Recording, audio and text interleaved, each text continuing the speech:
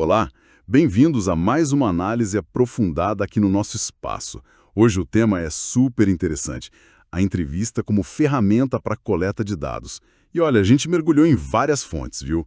Desde blogs especializados como o Lube, Pingback Talent, até guias como o da Question Pro, passando por manual de transcrição, trabalho acadêmico, um relato bem legal da pesquisadora Camila Mendes no YouTube e até discussões no Reddit, bastante coisa.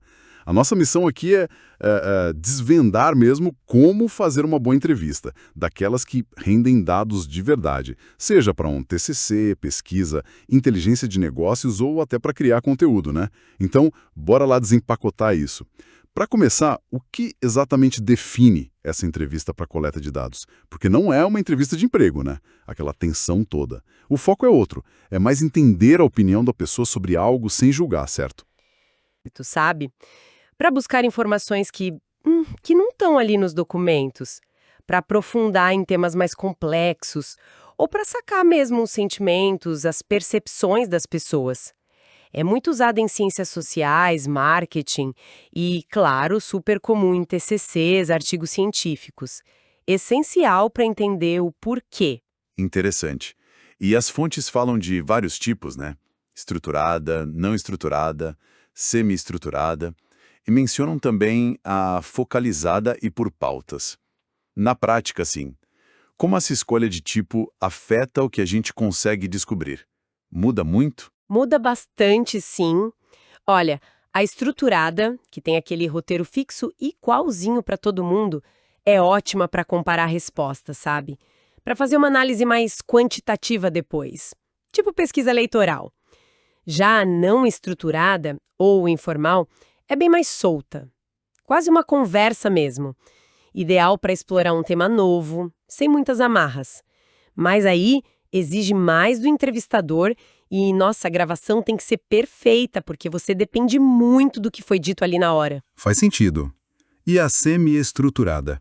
Parece ser um meio termo. Isso é mais comum, eu diria. Você tem uns tópicos definidos, um guia, mas tem flexibilidade para fazer perguntas extras, para aprofundar onde parecer mais interessante. E tem a focalizada, né, que é mais livre, mas dentro de um tema bem específico. Ótima para falar com especialistas. E a por pautas, que organiza a conversa em blocos, ajuda a cobrir vários aspectos de um assunto. Então, sim, o tipo que você escolhe direciona tudo, a conversa e a análise que vem depois. Entendi. E mesmo antes da entrevista em si, tem a preparação. Um roteiro, mesmo que básico, ajuda a não se perder.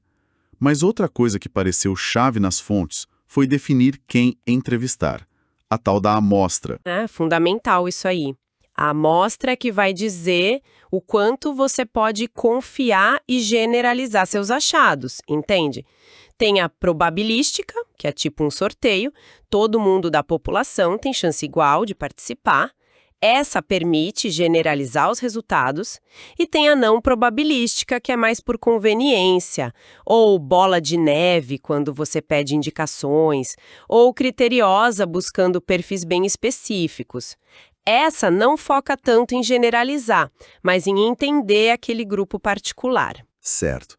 E durante a entrevista? Manter a imparcialidade é a regra de ouro, né? Só coletar sem debater. Mas e o registro? Percebi que todo mundo bate muito na tecla da gravação. É tão essencial assim? Sem dúvida alguma. Gravar, seja áudio ou vídeo, captura muito mais que simples anotações. Pensa no tom de voz, nas pausas, naquela hesitação antes de responder. Tudo isso é dado. Claro, né? Sempre pedindo o consentimento da pessoa antes, direitinho, com termo de consentimento, seguindo a LGPD. Anotar na mão, perde muita riqueza. Ok, gravamos. Mas aí vem o desafio que muita gente comentou. A transcrição. Passar tudo aquilo para texto. Parece um trabalho de formiguinha super demorado. Vi gente falando que leva horas para transcrever poucos minutos. Aí que o bicho pega, né? Nossa, é o grande desafio mesmo. E a fidelidade na transcrição é um ponto crucial. Para pesquisa, o ideal é ser literal, sabe? Incluir os os ans, os erros de português, tudo, porque isso também diz algo. E hoje tem tecnologia para ajudar, né? Softwares como o Express Scribe ou até uns bots como aquele Transcribe Bot que a Camila Mendes mencionou. Eles aceleram, sim.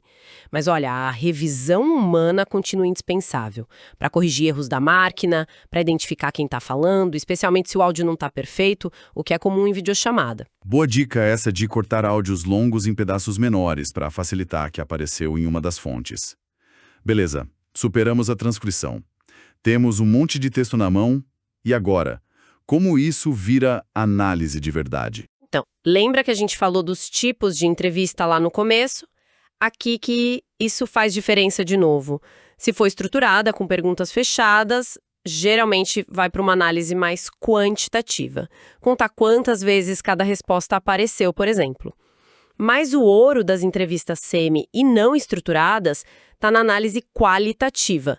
Aí você vai mergulhar no texto, buscar padrões, temas que surgem, contradições, o significado por trás do que foi dito. É um trabalho mais interpretativo. E para quem está fazendo TCC ou outro trabalho acadêmico, essas transcrições servem para quê? Para citar diretamente?